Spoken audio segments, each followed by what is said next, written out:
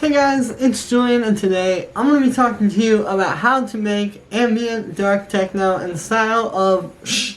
As usual, you can get the full project files, samples, MIDI, presets, everything like that from this video is available at the top of the description, and if you're a patron on my Patreon, check there, because it's already available, and yeah, let's get started. Alright, we're at 134 BPM, and the first sound that we have here is this deep percussion, which sounds like this. So, if I play this with the metronome, you'll kind of be able to hear how it's going to fit into the track a little better.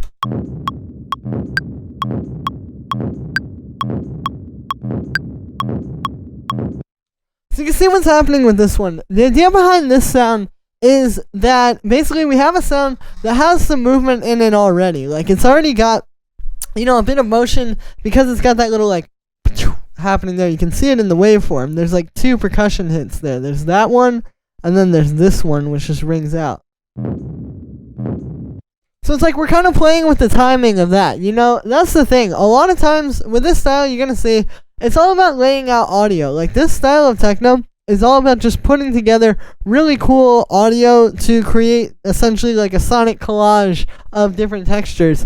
And so that's the idea with this one. It's like we're using what's already there in the audio, that little and then we're just playing around with that, because if you listen to it, with the kick, you can hear, that little thing that's happening inside of the audio file, that creates a lot of rhythm in the track. Even though this is a more kind of, subdued layer,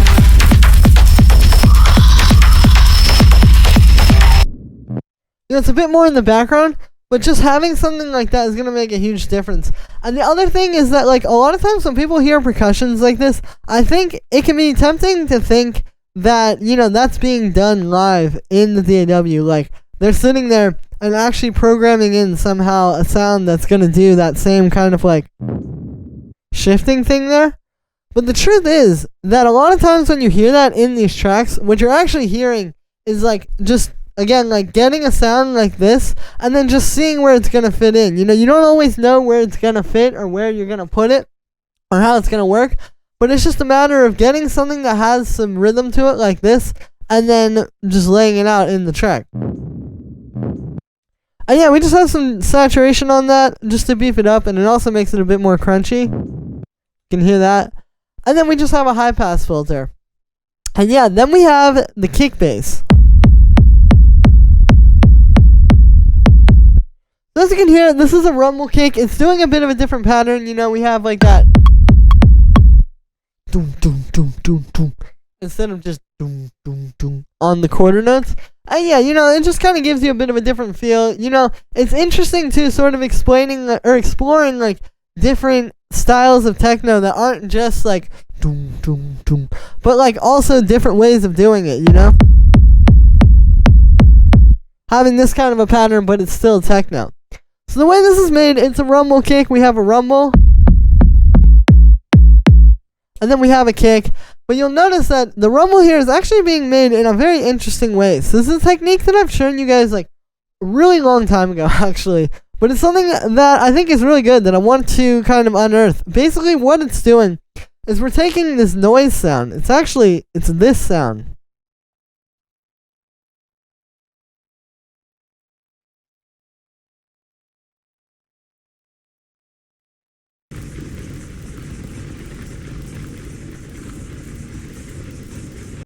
So yeah, it's actually like a noise, as you can hear. But then what's happening is we're putting it into a sampler. And then I'm using the filter envelope, as well as the volume envelope, and then also a pitch envelope on top of that. So 3 different envelopes are shaping the sound. And you can really hear it if I turn off that side shade. But yeah, this actually creates a kick. It's also being pitched down a bit, so that helps. But yeah, I definitely recommend trying this. Just taking different sounds and putting them into a sampler, and then using a low-pass filter with a very sharp envelope, and the pitch envelope, and then finally the amplitude envelope. Using all 3 of those to really shape them, because what this is doing is it's creating a much more different texture to the bass. than you would get if you were just using like a standard rumble, whether it be through like ghost kicks or through like reverb or something like that. You just get a really different and unique flavor with this that you don't really get any other way. So then after the simpler, I'll show you what it sounds like just coming out of that dry, to give you an idea. So yeah, it's not really that solid when it's coming right out of the actual sampler here. But then we just have a utility converting it to mono. And then you can see we use the saturator here to just beef the sound up a bunch and make it a lot fatter. And then we have a limiter to just really like squash the sound like that. And then it's being sidechained to the kick, because obviously we don't want it to get in the way of the kick. And then we have this EQ8 here, which just cuts out a bit of mud. This really helps, because these kind of sounds, when you make these, can tend to have a bit of like muddy, like 100 to 200 hertz kind of range frequencies. So by cutting that there, it just makes a bit of room for that main kick to punch through. And then the main kick. So this, you can see, it's just this really fat and punchy kick like this, just something that's got some nice bass to it, that's really full sounding, but also has a lot of like that attack. And so that's the purpose of that one. And then you can see it's just going through a bit of drum bus. Here's without it. And then with it, just kind of fills the kick out a little bit more. And then on the group, we just have a bit of drum bus. So here's without this. And then with it. And this is actually pretty important, because when I was referencing this, I noticed that if you don't use the boom here, these guys use a lot of bass in their tracks. Like the low end, however they're making it, whether it's a rumble or if it's some kind of like noise bass like this, or it's like, maybe it's even being made by a synth somehow. But it's got a lot of low end to it. Like you really need that rumbling low end, and you just don't quite get that without this boom here. Again, without it, and then with it, it's just really going to fill out that low end there. Then we have this fan noise, which sounds like this.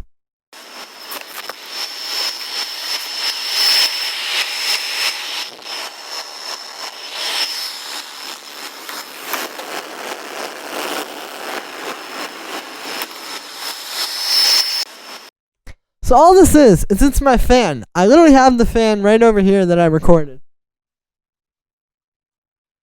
Here it is. So it's that fan. All I did was I just took my phone while the fan was on, and I turned on the voice memos, and I started actually recording the noises of the fan, because obviously, you get a lot of cool sounds coming out of different sort of like appliances like this. Like you can record a lot of different things. You can record like a fan. You can record your oven, you can record your stove. There's a lot of different like just noises, like just ambient sounds like this that are really cool that you can get. And the interesting thing is that you get different modulations by moving the microphone around. Like all this you see here where it's like getting louder and then quieter, and we get like a little bit of a different thing here, but it's still kind of similar. It's like it's always kind of shifting the textures a little bit. All that is just me moving my phone around and just getting different things. And you don't even always know what's going to come out either. Like, this fan didn't really sound like this, just coming straight from the fan into my ears. But when you get really close to it with a microphone or with your phone, you start to get some interesting sounds. And I really recommend doing this, because if you were to try to make something like this with a synth, like there would be so much stuff that would have to go in to making that synth patch. Like you'd have to have like a super resonant bandpass filter, and then you'd have to find a way to like perfectly modulate the resonance to turn up at a certain point, and you'd have to automate the volume, and like you'd have to find some way to get like that to happen. Like trying to make something like this with a synth just isn't really that like reasonable, it just doesn't make sense to do that. Now you can make some interesting textures like this with modular synthesis, but it's like, yeah, it just sounds really cool to get little like noises like this just from different things around your house and actually put those into the track. You can hear like all that movement. Like there. It almost adds like more tension to the track just from this noise. For effects on this, I just have some overdrive, and then it's being sidechained to the kick, and then we have a high pass filter. So pretty standard stuff. I'll show you what it sounds like without the overdrive though.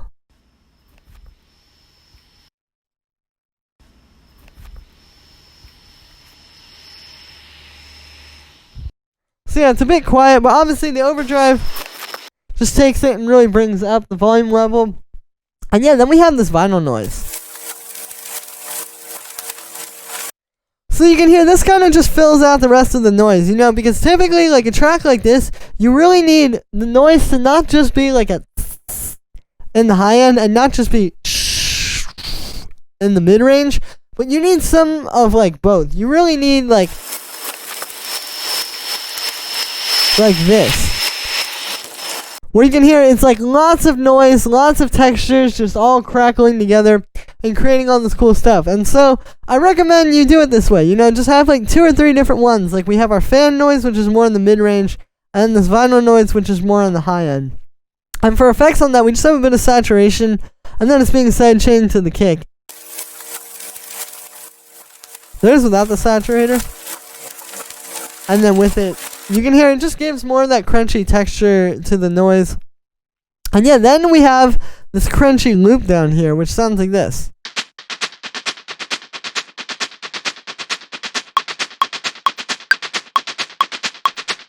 So yeah, when I play that with the metronome, you can hear it a little bit more clearly. What's happening is, I'll turn off all the effects. We have like these 2 sounds. Just like little.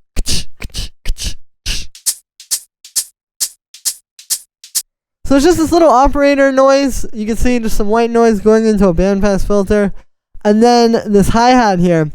And then what's happening is I'm just putting it through a bunch of effects to kind of create a more interesting sort of textured, crunchy thing out of there. So you can see like we have a low pass filter right off the bat, which is more for the erosion. I'll turn that off and you can see that it's like a very different sound without that. So yeah, that's just kind of making it more mid-range focused so that it'll be more of like a coming out of that erosion. Then we just have some echo, of course, giving it some space. The erosion, which gives it the actual crunchy texture. And then just some drum bus to fatten it up. And then a high-pass filter to make sure it doesn't get in the way of the bass. And this is just like one of those like nice subtle percussion layers.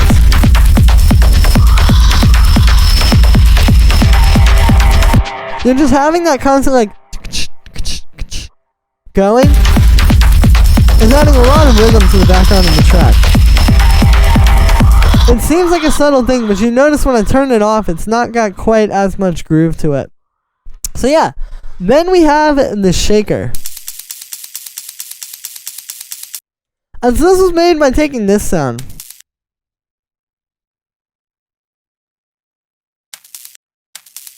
There it is. Yeah, it's just like this high shaker sound. And then what I did is I just took 2 of the hits from that. And then we're just repeating that over and over. And this, you can see, doesn't even have any effects on it. This is really just about the texture of the sound. This is like very similar to a shaker I've heard in a lot of the tracks, where it's just, it's like that very crunchy, like if you look at it on the spectrum, you can see it's like right up there in the like 10K range. Like 10 to maybe 5K is where you want this to be mostly focused. Then we have this noise percussion, which you can hear that with the kick.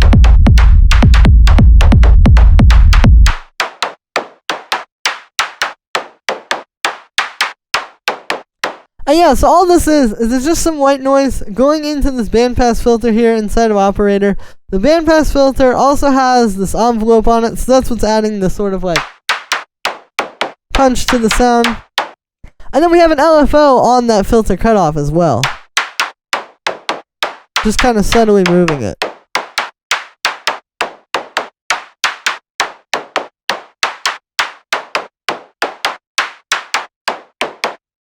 And yeah, you can hear that. Then we just have a bit of drum bus on there. And that's really it for this one. It's just a simple way of creating this nice, really punchy percussion like this. And the thing about it is that it's evolving. You know, it's not just the same thing, but because that LFO is changing the filter cutoff, the sound is just like constantly changing. And yeah, then the last thing we have down here are these 3 effects, which sound like this.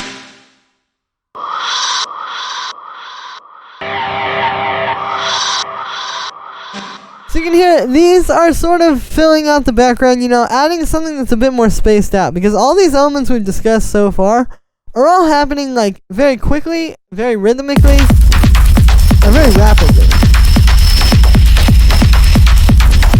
You know, these are the things that are constantly playing, but as you notice, when we play just those, it's a bit flat. So we need something to be happening here that is sort of like, just, like I said, very spaced out. It's very much like, it hits, and then you don't hear it again for 2 bars. And that's what all of these do.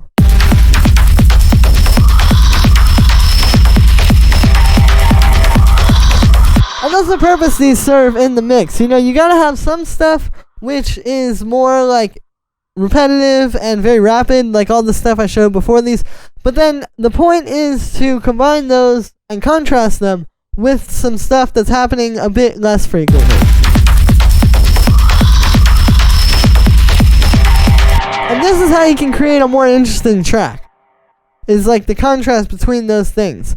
You can see the effects on these are really simple. You know, it's usually just like a bit of reverb and some drum bus. Or here we have echo and drum bus. And you'll notice we have really slow echoes too. Like this one's quarter notes, this one's dotted quarter notes. Which works really well because when you have sounds that don't hit so frequently like this, then you get like that.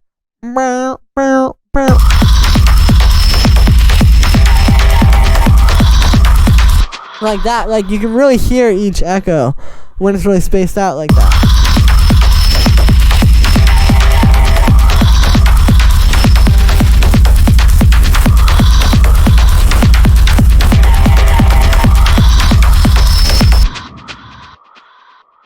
And yeah, so that is going to be it for this one, guys. I hope you enjoyed. As always, make sure to like this video as well as subscribe. And let me know what you think of this video in the comments. Like I said in the beginning, you can get the full project files, samples, MIDI, presets, everything like that from this video is available right at the top of the description.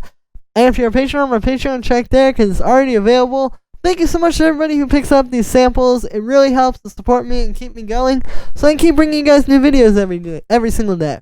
Thank you so much, guys, and I will see you tomorrow with another video.